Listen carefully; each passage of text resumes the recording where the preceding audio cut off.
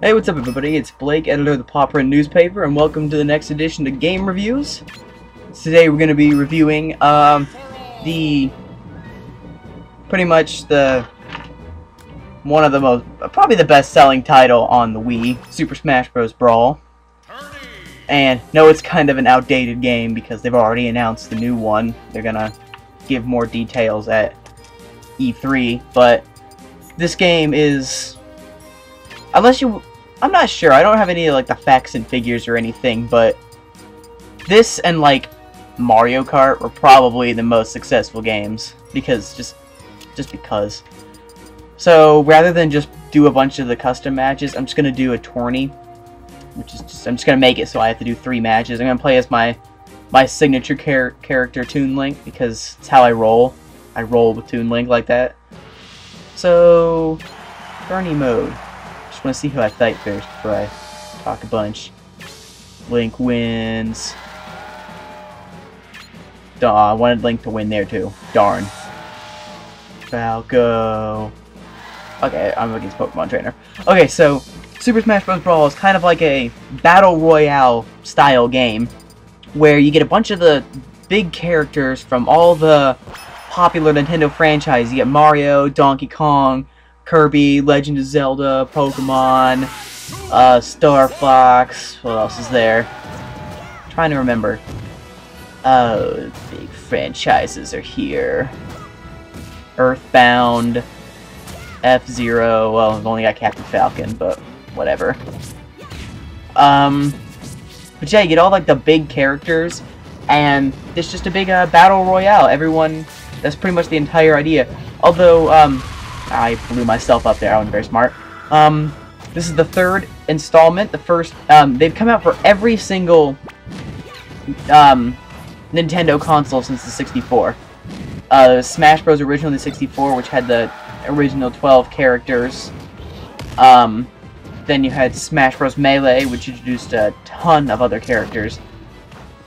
And then now here's Brawl, and they've announced one for the Wii U. And I think for the first time, I think they're gonna have it for the 3DS next. The next one's gonna be for the 3DS, so that's a thing. But yeah, you get a multitude of stages, items, characters, and the whole idea of the game is to fight. This is the first. Ah, he's big. This is the first Smash Bros. There's actually a lot of milestones this Smash Bros. Hit. The first Smash Bros. To actually have a story mode. They have a story mode called the Subspace Emissary, which is like the first 2 games had sort of just a. It's called the challenge mode. Like you go through a bunch of stages. The first one you battle all the characters, and you have like some things like you had Metal Mario, you had the Mario Bros. We fought Mario and Luigi together. You had Giant Donkey Kong. And you had, like, the fighting polygons, and then you had the boss, which was Master Hand. But it was really just the same thing, you know, you had a few things in the middle, you had, like, break the targets, which is just, like, puzzles. But other than that, it was all fighting and just matches back and forth. They did it kind of different in Melee, where they had an adventure mode, too, which is more like just an upgraded challenge mode. But in Brawl, they actually have a storyline to go along with it. It's like, you can't, like, each character. There's a big world you wander around. It's like it's a scroller, kind of like Mario games, where you wander around the world and meet up with other characters. Some of the characters are evil, kind of like the main villains, like Bowser and Wario and Ganondorf. You know, guys like that who are actually the villains, and then you get guys like, you know, Mario and everyone like that, who are the good guys, and y'all kind of meet together, and you group up, and the idea is to just take down the main villain, which is actually, they've actually created their own villains. They had a guy like, they had Taboo, who's the main villain like that, and the idea was just to go through and do all that. I mean, it was still fighting, but there was an adventure along with it, where the storylines all kind of combined together, and it was like a refreshing type of thing. Other things, this Smash Bros. Was the first to include 2 non-Nintendo characters. They had third-party characters because they were requested a lot. There was Sega's main character, Sonic, who pretty much There was probably a few reasons that happened besides fan requests. Sega pretty much, by the time the GameCube came out, and then Sony and Microsoft entered the gaming district, you know, kind of like that, with their platforms, which, you know, Xbox, PlayStation, stuff like that. Sega, with the Dreamcast, just didn't do enough to sell, so pretty much Sonic and all the Sega games pretty much died, almost kind of incorporated into Nintendo, where you can play a lot of Sonic games like that on the Nintendo 64, because Sega just wasn't a big gaming company anymore. They didn't have much. They were out of the gaming industry. So Sonic's in this game, and they also have Solid Snake, who's in this game, from the Metal Gear series. And I believe, I can't remember what company made those games. Not Nintendo. It's like Sony, maybe, or Microsoft. But they have those two characters who were widely requested, and yeah, they incorporate that. And they also, another thing I'm showing off right now that I'll show off more in depth later, but the first Smash Bros. Where you can create your own stages. See, I'm battling on my own built stage right here, not an incorporated stage. And yeah, I'll get into more in-depth later about that. But yes, so like I said, I do believe Smash Bros. Was the #1 selling Nintendo Wii game, and that was that. I mean, you got other Mario games, but for the most part, Smash Bros. Has been like the Nintendo thing that everybody. It's kind of like a for everyone game. I don't know if you consider it much of a family game, really, but it's like a for everyone game. You know, you don't have to. You know, oh, I like Mario. We got Mario characters. Oh, I like Legend of Zelda. I play that all the time. Well, now you got those characters. It's like a whole mashup game. That's what is really cool about it. Yeah, I'm trying to think. There were a lot of new characters added in this game, and some were taken out, which were kind of from Melee to Brawl, the transition, which was kind of disappointing. They added there's some characters from games that were either new at the time Melee came out or around that time, but so they couldn't be implemented into Melee, or you know, just kind of needed time to be more popular. Like they included Olimar. They include the first character that isn't a video game character. It's a robot named Rob, which is a acronym for Robotic Operating Buddy. It was an old Nintendo extension that you could buy, and it kind of came with its own set of games, but it was actually like a real-life character that they included into the game. The only other game to ever include Rob as a character was the Mario Kart series. So that was a thing. They took out Roy from the Japanese-only Fire Emblem. Like, there was a Japanese-only version of Fire Emblem that included Roy from Melee, which was kind of awkward. It'd be kind of awkward to have a character that you would never, ever see in an American game. And they included another Fire Emblem character, Ike, in this game. They included Olimar from Pikmin, which gained popularity on the GameCube after Melee's release, I believe. But, well, when Melee came out, Pikmin wasn't such a successful game, or it was a newer game, so it hadn't been heard of much, so it wouldn't make much sense to implement a character in a game that wasn't really, you know, well known at the time. They have two characters which are kind of special, unique characters. They have the Ice Climbers, which are a duo. They work in tandem, where the blue one is like the guy you control, and the pink one kind of follows you around as a partner. It does the same thing. It doesn't really give you any advantage except for the fact that you got, you know, strength in numbers.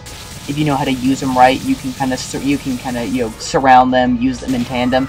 And then they have the Pokemon Trainer, which is 3 characters in one. The Pokemon Trainer actually doesn't fight, like, you know, with fists or throw a Pokeball at you or anything. But he uses the 3 different Pokemon, and you can swap them out. And the interesting thing is they all have their own, like, HP. And, well, they don't have their own HP. I mean, they have their own, stamina. Like, if you keep one in there too long, you'll, oh, I want to use Charizard forever. Well, you can't, because its attacks will get weaker, and it'll get slower, and it won't be able to jump as high, and you'll have to switch them out. So that's kind of an interesting thing. You have to kind of use your own tactics with certain characters. So that's a fun thing. And, they still got the Zelda sheet combination thing. So, yeah, I just won the tourney. Yeah, I'm gonna go to the stage builder, and I think each stage takes up 1 block, or you can only have a certain amount, I think, because I don't think it takes up 1 block, because I have a lot of blocks in my room. That'd be crazy, because games take up a lot of blocks, so I don't see why a level would take up so many. I think you just only have a certain amount on the console. But yeah, you can choose the size, background, music's from all sorts of games. I'm just picking the cool song from Pokemon game, just because I thought it was neat. I don't know, just kind of picking around. Yeah. So, yeah, the different backgrounds, they're not just for show, they really kind of, you know, decide the style of stage you're going to build. I picked this kind of metallic background, which you can actually see in the subspace emissary. It's a level, kind of like a factory or something like that. But all of these parts are sort of metallic. They've got all sorts of, they all look like they're made of metal. There's another background, kind of a darker blue, and all the blocks and everything look like they're made of wood. And then you get the foresty sky background, which kind of, you know, makes everything look like a big forest. And so you can choose the look and feel of your stage. You've got all sorts of things. You put hazards in there, like I'm putting spikes. I got the wheel. You can put stairs, ladders, springs. You put ice where people slip on. Those are the droppable boxes that were in one of the stages I had. You can just kind of fall right. You know, if you stand on too long to fall, ice you can slip on. They got little treadmills, elevators, all sorts of different things you can stand on. And you can test out your stage. I think I'm going to do that eventually. In this, you go in and you just test out your stage to see how it feels. So you're not just going to make a stage and be like, well, this sucks, and, you know, not use it ever. So that's a thing. But yeah, it's one of the cool things that I was really intrigued of when I decided to get Brawl, was like, you know, that's actually really fun. You know, I had fun with my friends building stages and being stupid, doing that kind of stuff. So yeah. Yeah, it's a much bigger game than Melee was. They've got, each game has like collectibles you can get, like trophies. This game probably has easily 2 or 3 times as many trophies, just because a lot of trophies come from the story mode. Wow, I almost said it. What I almost said reminded me. There is also utilizes the Wii's online capability. You can actually play online games with people, kind of like, you know, they have with the PS3, the PlayStation Network, and then you have the Xbox Live. This isn't really a thing. I don't really have a name or anything, but you can actually go online, since this is this is the next generation of games. You can actually go online and play with other people. You can choose your own, whatever match you want, team, free-for-all, or you can even spectate. And a cool thing, funky thing to do is whenever you do a certain amount, I'm trying to think. I know in the classic mode you can get coins, which are they really don't do anything. You can use them to purchase collectibles in a sort of a lottery thing they have, but you can actually bet coins on people online, so I thought it was kind of funky how you can, you know, just go online and bet for people. So yeah, that's a new thing that they kind of incorporated, taking advantage of the next generation of console gaming, you know, because, you know, the future is online, people. So yeah, I think I'm gonna skip ahead to actually showing off a created stage that I made, because this stage is kind of just random, showing off the process of building. But yeah, alright, so I'm just gonna go into the training mode here and see all the stages you got. They have stages from Melee. Created all these different stages kind of based off things I got from my favorite TV show, Code Lyoko. to infinity and on. It's like a staircase. Hyrule Temple is an original series game. I've also got the another Pokemon themed one from the N64 game. Yeah, this is actually modeled after a Star Destroyer from Star Wars. So yeah, it just kind of shows you what you can build with these kinds of. It kind of reminds me of kind of a mixture of Forge World from Halo, where you can build your own stages, and then the way it's all built, like with the blockiness, kind of like a Minecraft, which are two things that I'm going to review in the future. Hint, hint, wink, wink. You didn't hear it from me.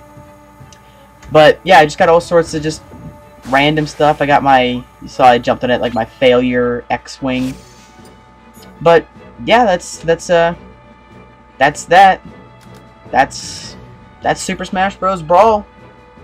You can either get this or wait for the next one for the Wii U to come out if you want to buy a Wii U. But yeah, that's it. Thanks for watching. I'll see you guys next time, and I think we'll be releasing a behind-the-scenes video of creating this. So watch for that. Link in the description, and always visit our website. Bye.